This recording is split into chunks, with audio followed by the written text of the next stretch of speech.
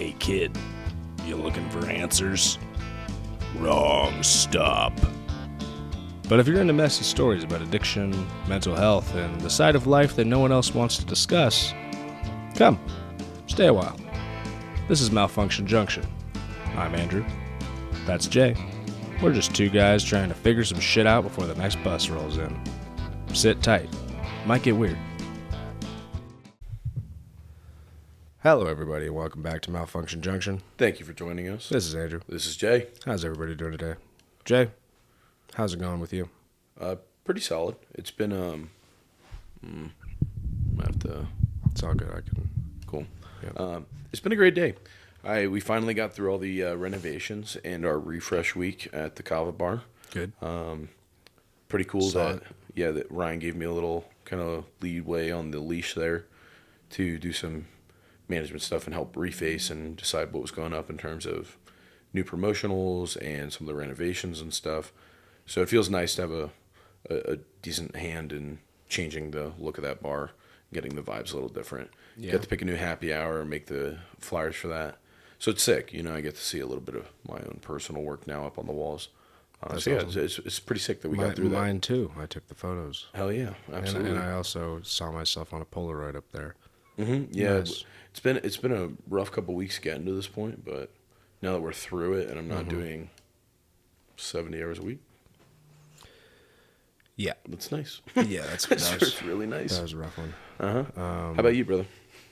Been all right. Made a bid on a job. I had like my first sales call for my company. Nice. What was it? A bakery with shout out Brian. That's why I was talking about that the other day. I did just like my first sales call basically on it, and it went well. I think he at least like said that, you know, it was a reasonable offer. What is it for, to do like advertisements for them? No, this particular job would be to do photography and videography, for like they're just to spice up their website basically. Got it. And it would be, there's quite a bit of stuff involved with it. Anyway, Time flies when you're doing drugs, dog. Time flies when you're doing drugs. We're in a little bit more of a somber talk of an episode this week, as we did lose. I'm not sure I want to use the word friend, but we lost someone that was in part of the community, and definitely someone that had been a friend at one point in time. And his name was Dakota. And you know, we had talked about him without his name on an episode prior to this. And it's a sad time, man. It's real sad that, you know, and especially under the circumstances on which he passed. It is a sad time in that regard. If there was ever a person, and I guess I'll just come out and say it, he killed himself. It wasn't anything. He's had a suicide note on Facebook, and I had known what was going on with him for a while in terms of like his suffering health. Yeah. And he basically, look, I'm not the type of guy that believes suicide's the answer. I don't know if I saw another way out for that guy.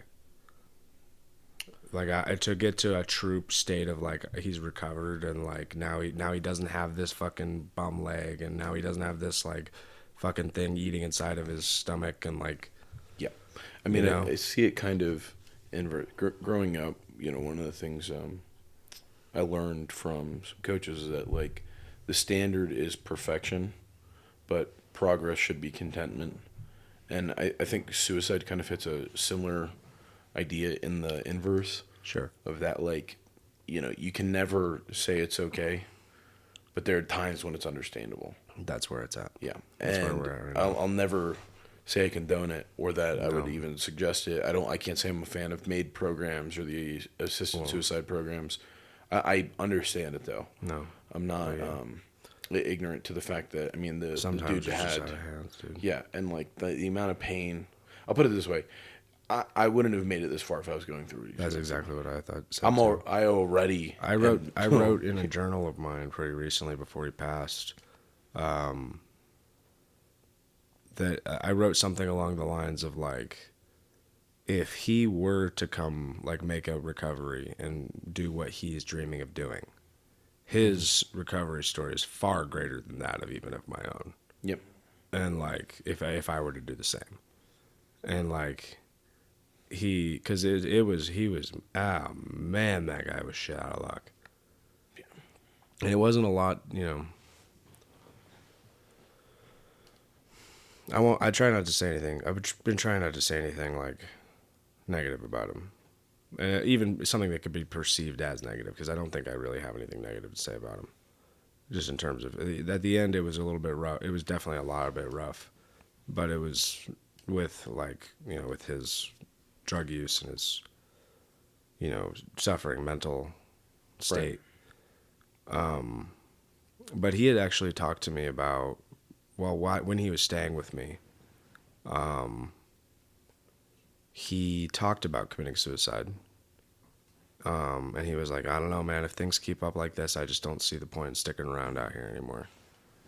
And I said to him, I said, like, hey, man, like, I know that whatever I say is not going to change your mind on that. But, like, I hope you know that, like, you got a lot of people around you that are trying to help you, and a lot of people that love you out here. Mm-hmm. I think it's some along the lines of what I said. And he basically was like, I don't think that's true. Well, the sad part is, I think that the reality for situations like that, and I think it's probably best we give a little bit of context here. Dakota had a ton of health problems, like very severe bum leg, and had ended up fully crippled and disabled, and couldn't work the jobs he was working before, was trying to shift career fields, because of...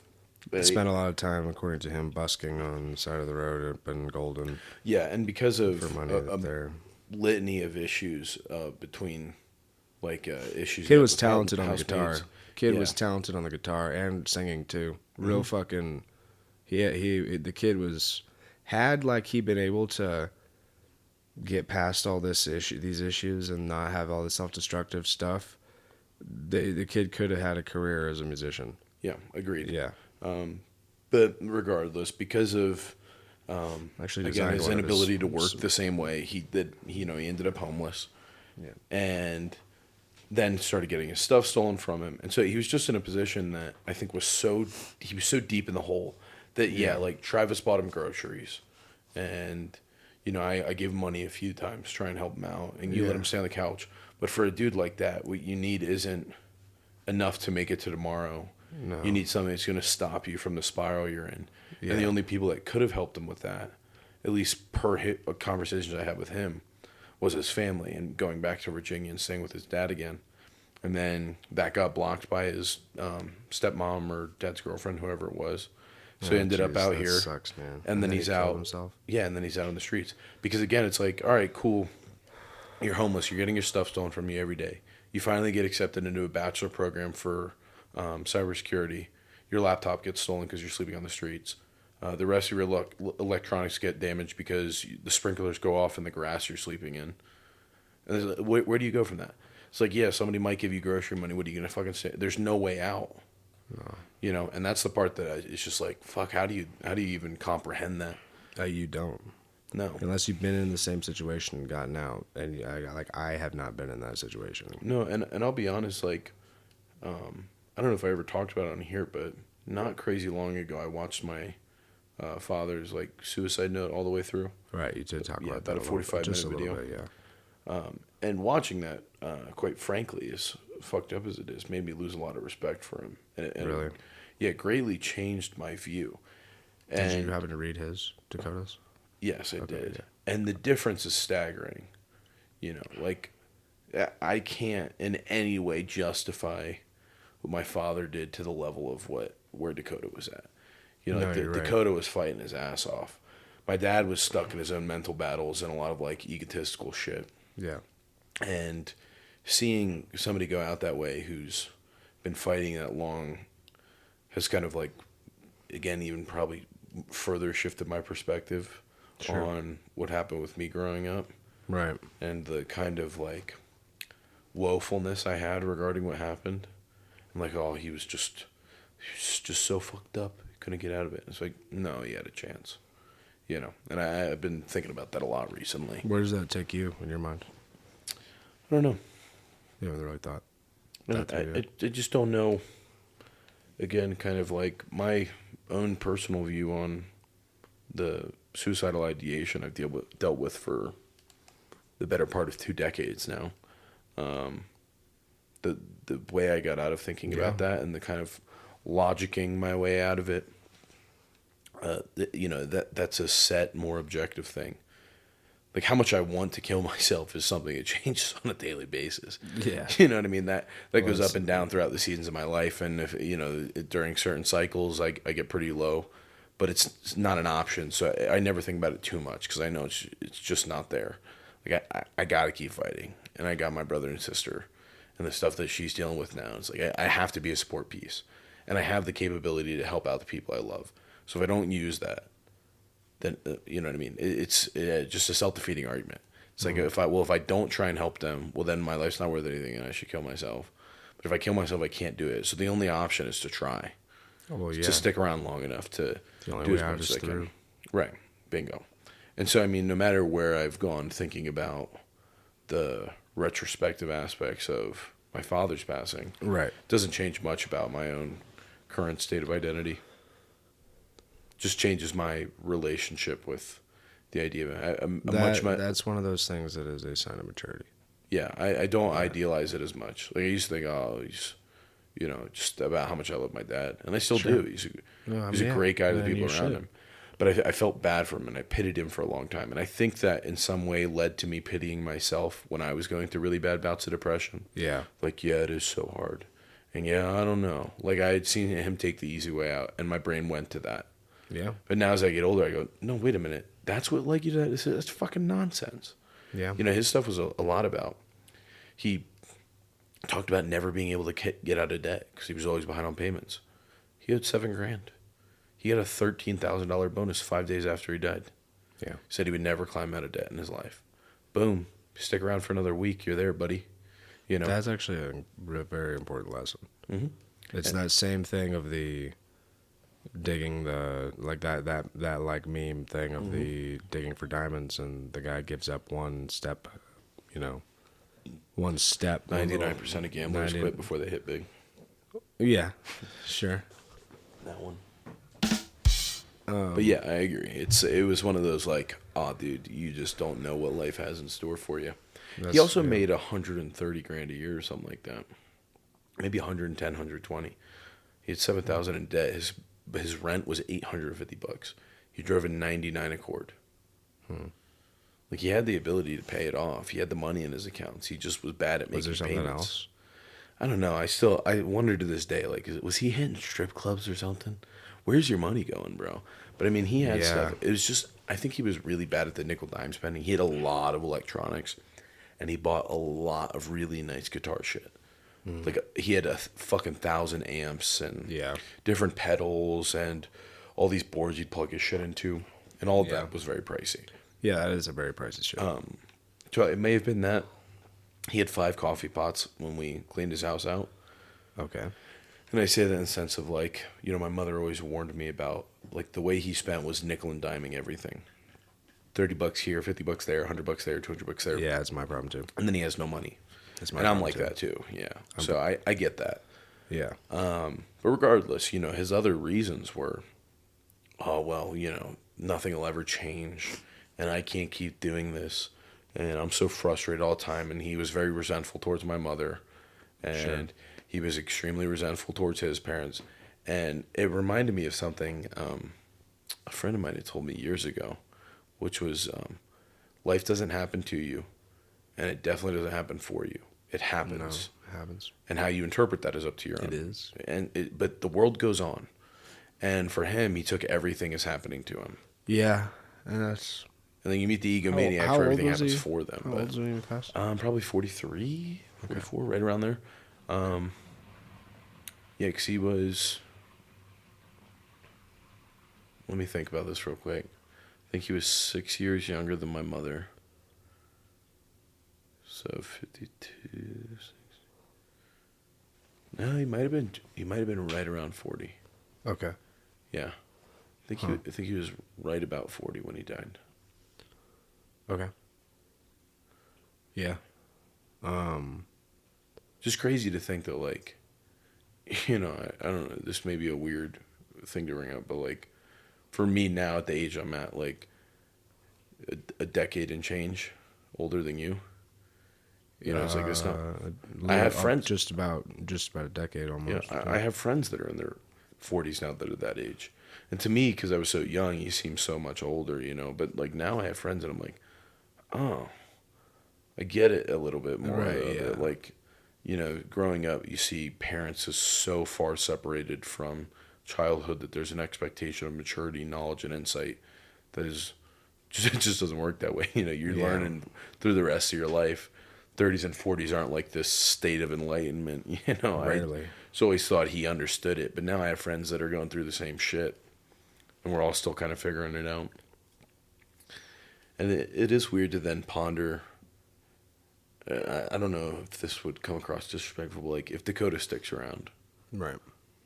like what happens if he gets to 30 or 40? I guess maybe he gets out of it, but do you ever really? Well, Do you break that cycle if you've been at that low? I don't know. I don't know, man. And, like,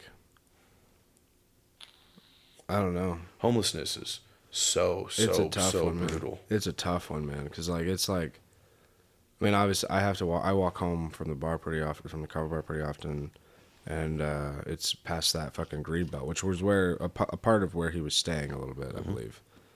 And he, you know, like that whole area is just. I see people over there. I see them. I know what fucking fentanyl smells like, and like smell it all the time over there. And it's a war zone too. Like it's pretty bad, dude. Infighting and the theft and fighting over space. And you're dealing with fucking legit insane people every day. And I don't mean that people. Yeah, I don't mean that disrespectfully, but like a lot of the homeless problem is a mental health issue. Yeah, and they're fully out of touch. So like every day, the people that you're surrounded by the most are people who've lost touch with the reality, and then you're supposed to keep your grips on it. Yeah, you know, like I can't process that.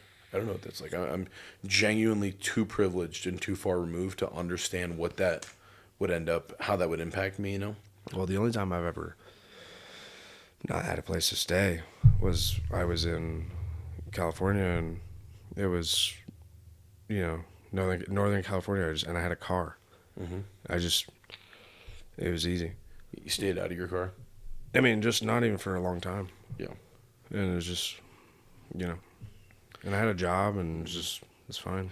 The other thing I camped a lot. It was in the middle of summer. Mm-hmm. The other thing I can't process is that for me to become homeless would require so many things to happen. Yeah. Just because of how extensive the support from my family is. Yeah, 100%. Like, even though I'm not close to my aunts and uncles, like I haven't talked to them some of them in years. Sure. I know that if I went homeless tomorrow, they'd reach out and they'd give me the money to get back on my feet, or they'd say, "Hey, come stay with me. I've got an extra bedroom." Like my whole family's like that. Sure. You know, like my mom would have to turn her back on me. My brother and sister would have to tell me to go fuck myself, and then every aunt and uncle I have would be like, "Yeah, I don't want you." I mean, I've seen my aunt. I have cousins that went homeless when they were younger. My aunts took them in. Yeah. You know, they weren't close. Sure. But they were like, "Oh yeah, so and so." They're fucking. Well, I have so many people that would if it really my friends really shit hit the fan. My friends wouldn't give me a spot to stay. Like it takes so much. And dude, if you were homeless, that's the thing is, like, I can't imagine get losing that couch. much. Yeah, literally. Let's get a bigger couch. Get a day bed, dog. Like, no, I'd say come stay in here. We just need a bigger couch. I'd have to lose my car.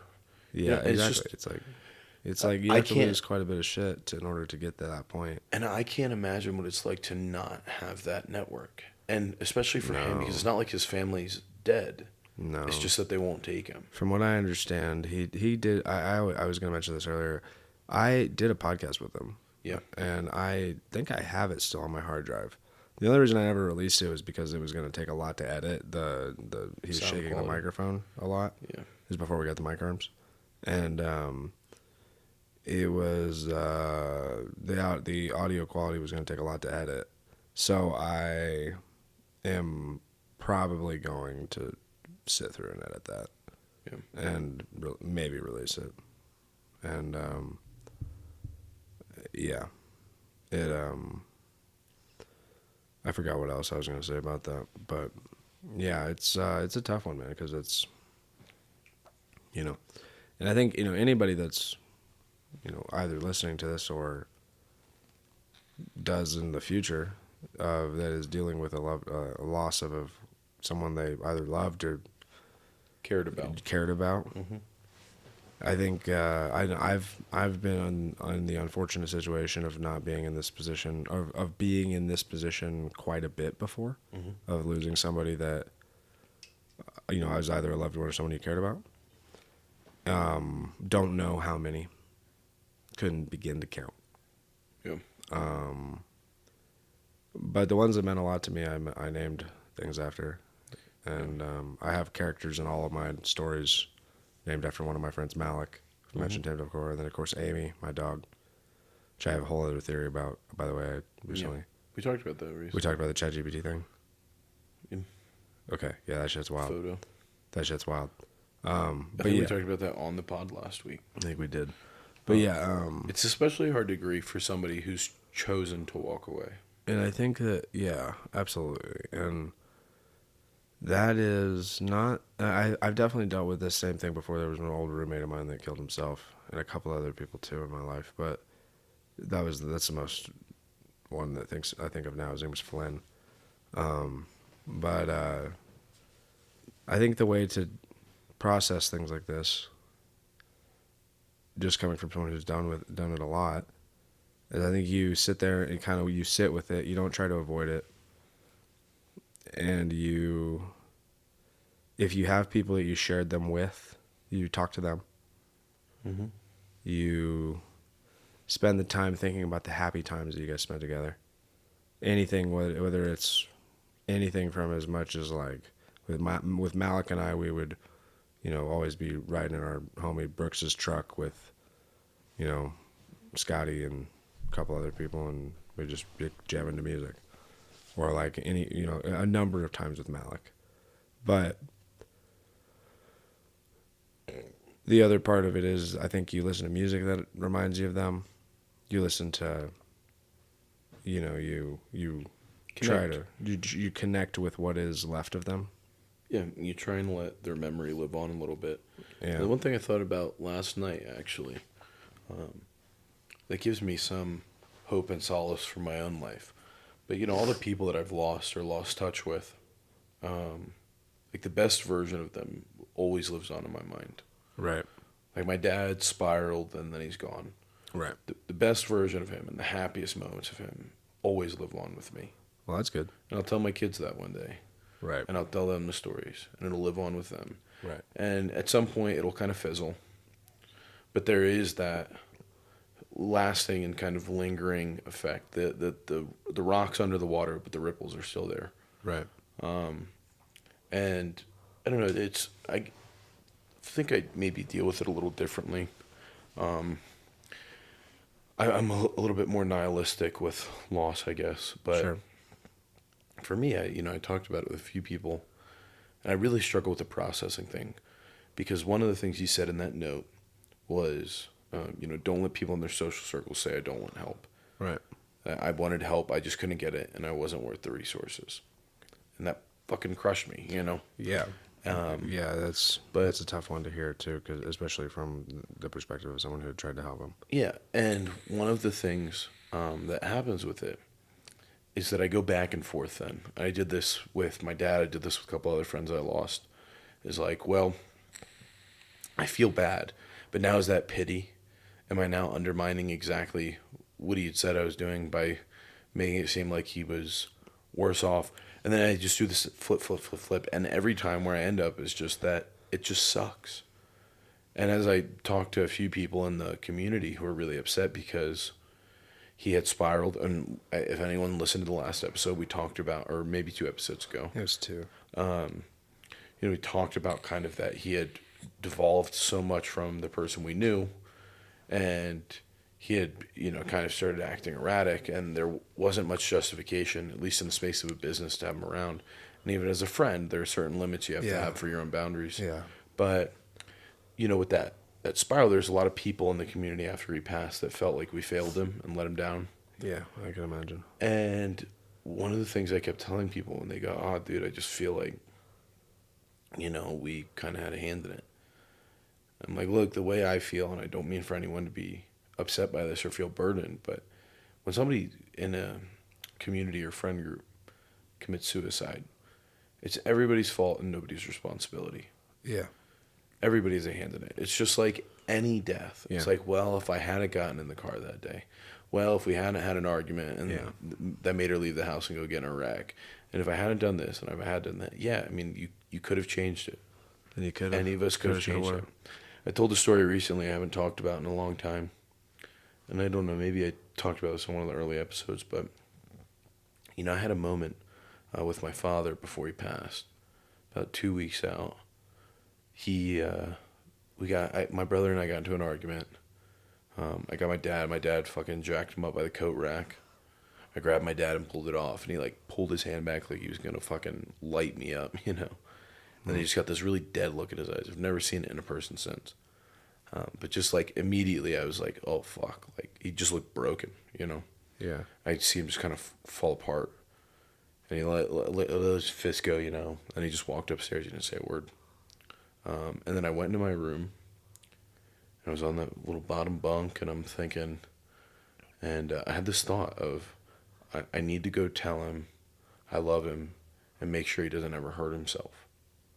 Wow. And then I went, immediately after that, it's so stupid. He's a grown man. He doesn't need a kid to tell him he's fine. He's not going to do anything. He's fine. You don't need to say that. You just look stupid. And I was really insecure about it, and I didn't want to tell him because I just felt like it would seem dumb for me as a kid to go tell a grown man that. And so I didn't say it. Yeah. And it's like if his 12-year-old son had come up to him while he's thinking about suicide, because he had mentioned in the video he'd been planning it for a bit. Yeah. If his 12-year-old son comes up and says, hey, you're not going to hurt yourself, right? Does that prolong him? Does that give him more of an opportunity? Probably would have kept him around. But it's not my responsibility to make sure that he doesn't walk away. That's on him. 100%. And it took me a long time to grapple with that. If the last, at the same type of thing, if, that's a pretty heavy moment. But, Dakota and mine's last interaction was not good. Mm-hmm. And,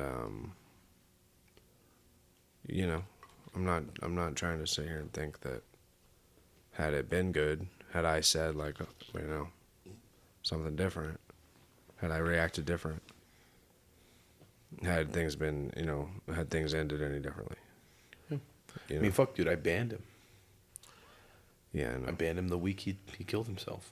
That was the last community he had. And I just couldn't, it was one of those positions of, I don't think if you let me play that situation 1,000 times over that I'd make a different decision.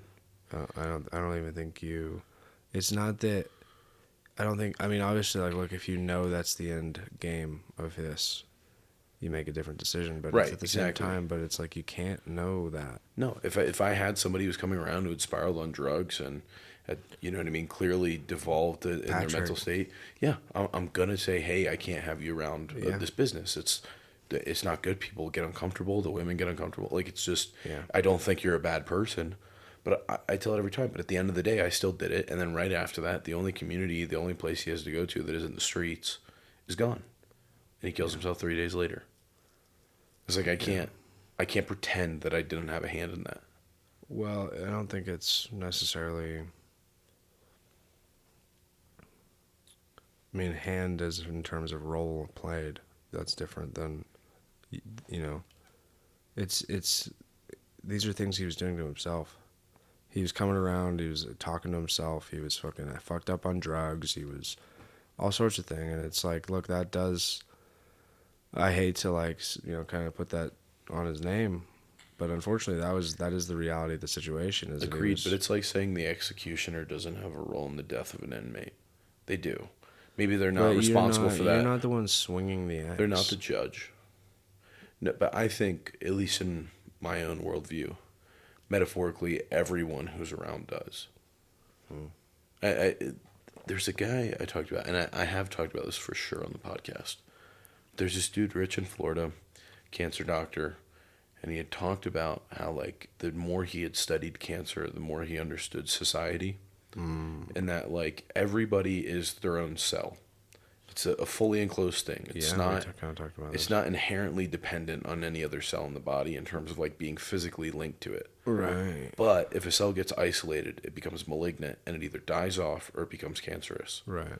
Those are the only two options. And if it becomes cancerous, it grows and it spreads amongst itself. Right. It's like the counterculture of like like the self-harm subcultures. Sure. Where you have these massive groups of friends that are all like into this very, very dark and kind of emo.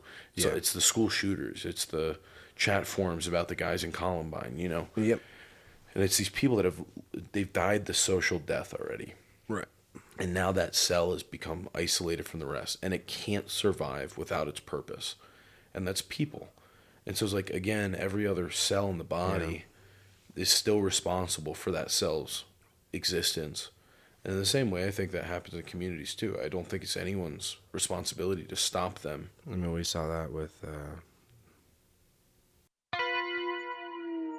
pitted everybody against each other. Yeah, and then you get these really like polarized and kind of isolated views that lack the ability to cross the aisle. See it with politics every day. Every day. And it's like once you have that isolation in a view that's so intense that it becomes opposed, now it becomes, again, kind of cancerous in a way. Right. And I think there's been quite a few situations where it's very sad and it's a really tough decision. Kind of, but that's just the way that it happened. Because it's, I mean, my experience with him cutting him off was not based on the fact that he was making my kava bar an unsafe place to be. Right. And like, because number one, it's not my fucking kava bar. Number two, I cut him off because he was starting to become unsafe to me, and I have to protect what's mine. Yeah, I totally get it. And then also, like, when he did fucking, come in the way of what I was trying to do, which is what I have a strict policy with that. If anybody that's going to come in the way of what I'm going to try to do to better myself has to go. And that's exactly what happened. And then but I'm also the same type of guy that if you come to me with an apology and you're honest about it, in the sense of like, or you at the very least you show that you want to like repair this, and it doesn't have to be like, hey, I owe you an apology, but it's like, hey, I think we need to talk, something like that, to show that you care about the relationship enough to like try to fix it and understand what's going on and where went wrong. And I'm that door is always open. And I think there are times where that can be a little more gratuitous than it needs to be as well. Like sometimes there's a lot of people I've forgiven that I still won't speak to. Yeah. Like, I don't hate you, but I just can't have you in my life. You're not healthy for me. But I do forgive you. I'm not holding a grudge. I don't want you to be wronged in any way. I still hope what's good for you finds you. Sure. But I can't be in contact with that. I have to set a harsher boundary. Yeah. Death is weird though, because you just lose that entirely. The ability for like recourse. Like it just is what it is, and it ends. And then again, we're back to it sucks. It just sucks, dude. There's nothing else, and then you just have to find a way to vent that pain and frustration properly. Yeah, it's because I know you've dealt with it. We talked about kind of the friends we've had pass. Yeah. And every time it sucks. Never gets any less shitty. No. And yeah. I think that so much of grief and like the kind of sorrow we go through after is just this unavoidable ache. Like, as a therapist phrase to me, like, there's never a time where you're going to look back on the death of a parent or a loved one and feel good about it. It will always suck. When I'm 70, I'll think about my dad's death, and it'll suck. Yeah. It's never going to be like, oh, cool. And you just have to carry that weight now.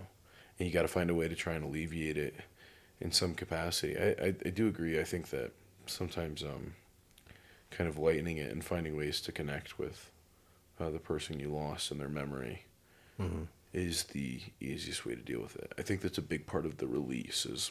Well, you have to then release it. Yeah, you have like something to pour your love into. The day we all found that out, I put on, which I'll go ahead and say my song of the week this week. It's another Rattlesnake Milk song. What do you know? But this particular one called Lonesome, and it's a fucking really heavy song. I can't tell if it's about suicide, but it seems to be something along those lines, death of somebody. Mm-hmm. I think it might be about suicide, and it just like, I put it on in the bar the day that happened, and I was crying. I'll say that much. I was definitely crying just because it was just like, with the mix of the music with the what had happened, it was just like, shit, man.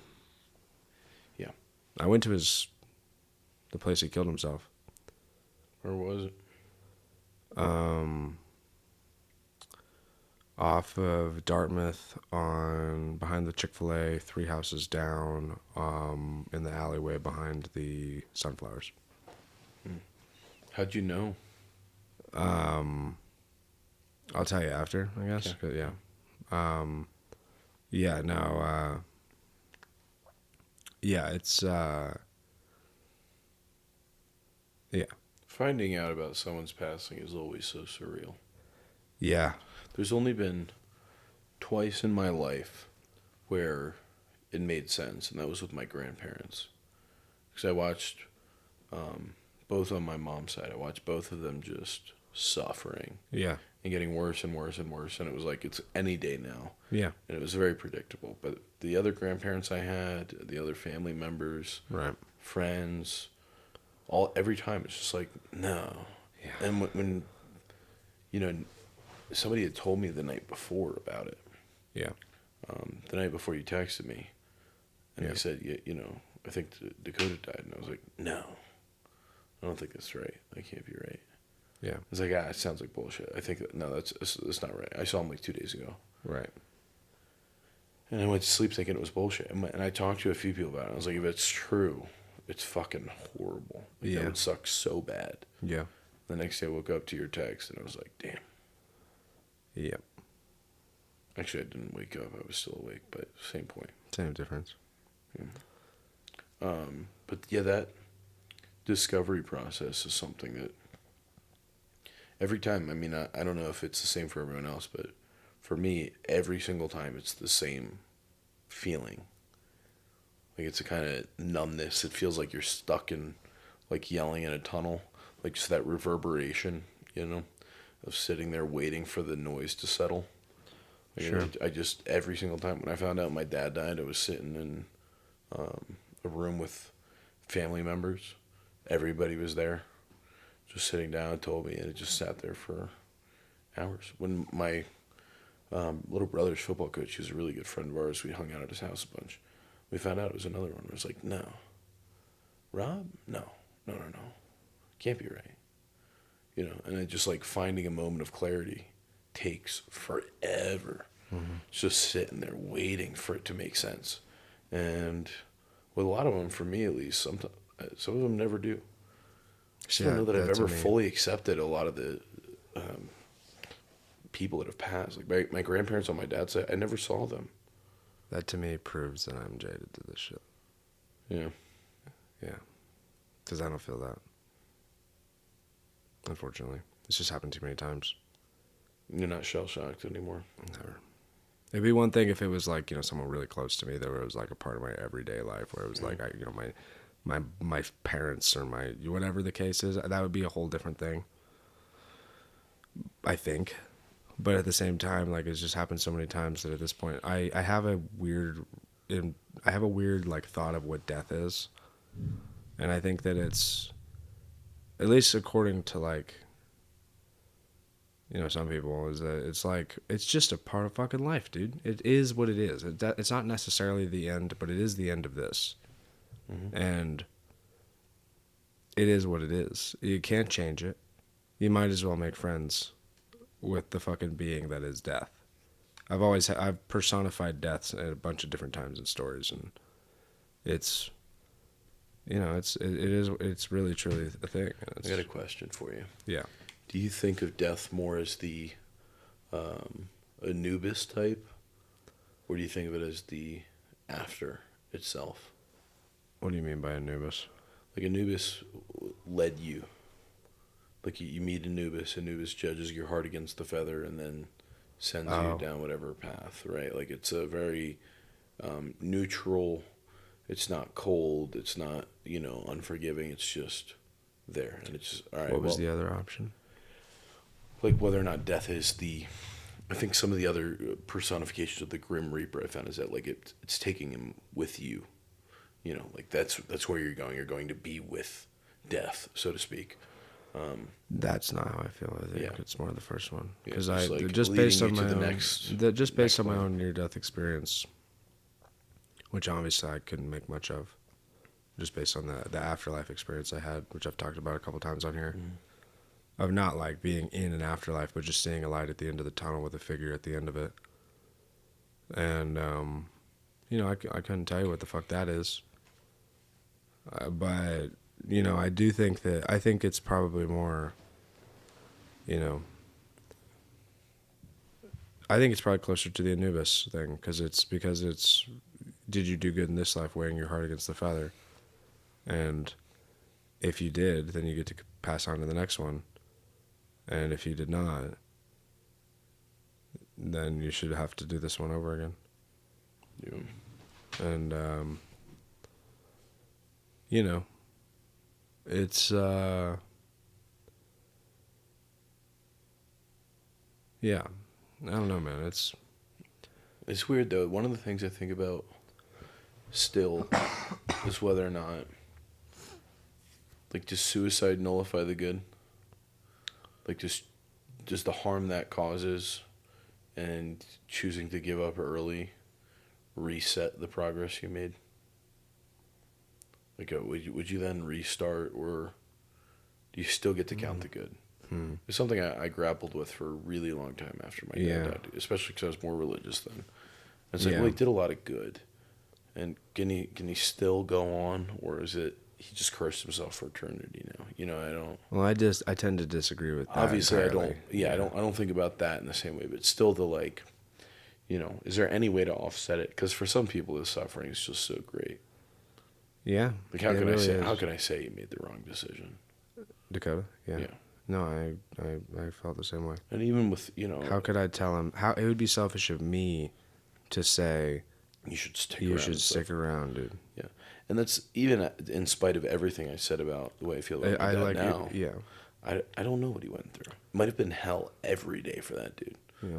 I have no idea. And just to clarify that last comment, it's selfish because I would only be telling him that because if he's really in that bad a shape to where he's like, dude, look, he wasn't like a suicidal type person. No, he had been like he was a fighter as fuck, dude. Yeah, he wasn't asking for shit. No, he wasn't asking. He begging people for stuff. He was trying to make everything happen, but it's just like it couldn't get out of it, and he couldn't get out of it, dude. And it's just like when I said, I tried to give him some words of encouragement and just try to tell him like, hey man, like look, we love you, and I'm sorry that you're going through this, and it's like. It's just that's all you can do. It's worth nothing when you're there. It's worth nothing. Because, it's worth nothing when you're there, dude. It's worth nothing at all. Because it's like when you're at the bottom of, like, even your mental state, it's the bottom. You're just fucking like, dude, I hate myself. That was me at my lows. Where every second of the day. Somebody tries to uplift you, and it's like, brother, I don't need positivity. I need change, and I don't have that right now. That's a long ways out, and I don't even know if it's coming. Yeah. You telling me happy things. And I'm trying to think of one thing I saw the other day, but it was just regarding like hope being the currency of the human life. Okay. It's the way we're able to like put ourselves towards new decisions and Sure. new habits and new Okay, yeah, routines yeah. with the idea that it will eventually return to us in full. Right. And without hope, we slowly diminish. Ooh. That's Snurf. Sorry. You should clarify. Snuff. Tobacco. Yeah. Just all. Tobacco. Oh, yeah. I only do tobacco, cocaine. Attaboy. Yeah. Diet cocaine. Anyway. Yeah. What were you saying? I forget, but there's one thing I'd like to talk about. No, you're good. Yeah, go ahead. It was one of the things I spoke to a couple people about. Like I said, that were very upset and felt a little guilty about the nature of the situation. Do you believe that a situation like his, should we have done differently? No. Should the community have, like, in an ideal world? I'm not saying based on the circumstances that we have now. I'm saying, like, if everyone was on the same page, would that situation change? Like, would we be more supportive? Because at the same time, and one of the things we've talked about before is that when you go to rehab, they say, hey, you got to stop enabling. Like, if you're the person on the outside, it's like, if they die, they die. This is the only way they have a chance. You got to walk away. Yeah. But in a perfect world, is that what happens still? Or do we, In a perfect does world, the community give him more support? in a perfect world, that doesn't exist. Well, I guess more in like perfect action of. I mean, like, number one, I am pretty interested to hear who was talking about that, like, that we could have done more. We don't have to talk about it on this, but, how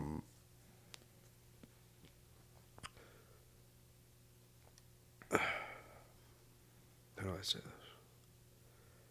In response to whoever was saying we could have done more as a community and that we should have done more as a community and that we shouldn't have kicked him out and it was all that type of stuff, it's just like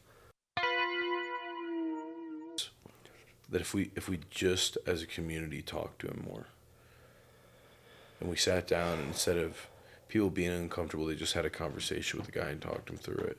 I mean, I did, man. I know, and I my thing is I don't know if that's enough. No, it's not, man. It's really not, because it's just like I Can we say we did all we could? look, man. Like, maybe not everybody can say all they did all they could. I can say I, at the very least, maybe not did all I could, but I fucking tried with that kid. Right. And you know, a lot of people also did. And the same uniform thing that all of them will say is that kid couldn't get out of his own way. Mm-hmm. Yeah. He just kept on. Anytime that something good would come, he would start down that road, and then either something would happen to him or he would bring it upon himself. Or it was... Yeah, I mean, because long before he had the health issues, he still had all the other shit he was dealing with, and the drug problems, and crack, going in and down, in and out of that. Like, it wasn't hey, everything's perfect, and then you just got fucked over. But I have a lot of the older I get, the more empathy I have for how that struggle goes. Yeah, it's because sometimes it just feels unavoidable for certain people. Yeah. From a sociology perspective, it's just like, if you grow up with two alcoholic parents, your chances of being an alcoholic are incredibly high. You still have, I can still say, oh, well, you made the personal choice to be an alcoholic, but from a standing away, a viewpoint that offers a little compassion, it's like, yeah, I mean, you were bound to end up there. That's what you learned was the way to do it. And for someone like him, I don't know what his background was like. It's pretty bad.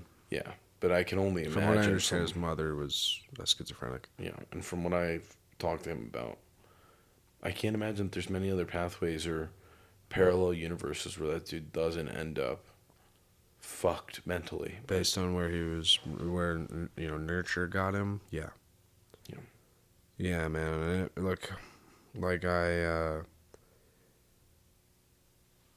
I do get the why people would think that, like, I wish we could have just done more for him. But you can only help someone as much as they're going to help themselves. Yeah, and I love the mindset. I just hate the guilt. Like, Yeah, I agree. I really respect people who are like, man, I wish we had done more for him. And the person that I mentioned, I have a lot of respect for the way he phrased it, because Yeah, and he's what a he said genuinely good person. yeah, and what he said was, I hope that this allows us to do it for the next one. That the next time somebody's in this position, people go That's a a little great more way to out of say their it. way to That's talk to them. That's a great way to say it. And I don't like the feeling of like, man, everybody let him down. Because that's why I talked about it. Is like, even if you get everyone to do all they can, does it change this outcome? Or does it just prolong it? I think that's most likely the reality. I think it still ends up happening at some point. I think it just prolongs it until it gets worse. Again, you just the what he needed is something nobody could offer. Only a couple people, and it was nobody in our community. He's resting now. Is Yeah, my first thought. That was my first thought when I heard it, was he's resting now. yeah. And one of the things that I keep saying to myself is, like, he couldn't find the peace he wanted, and I hope it found him. You know. I hope. I mean, man, I just hope that he's not. I hope then whatever next existence he has, it doesn't include what this one did. Yeah. Hopefully it's a little easier. I hope it's a lot easier. I hope it's. I hope he's born as, well, the Queen's dead. I was gonna say the Queen's corgis. One of the Queen's corgis, dude. That's the best existence of all time. Yeah.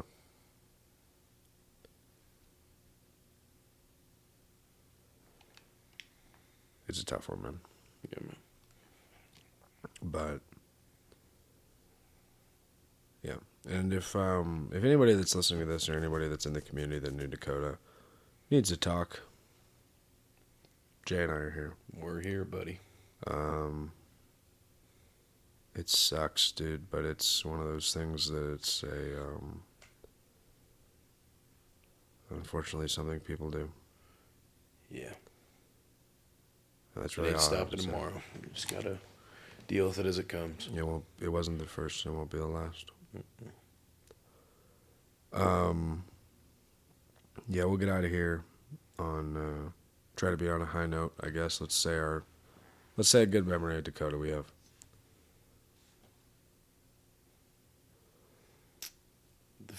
Last time I remember him doing karaoke, he came up in a wheelchair and got up, and then I believe it was Still Tippin' by Mike Jones. Yeah. And just ripped that on the mic for 4 minutes, and that was fucking awesome. That's dope. Just seeing him up there fucking spitting bars. That is dope.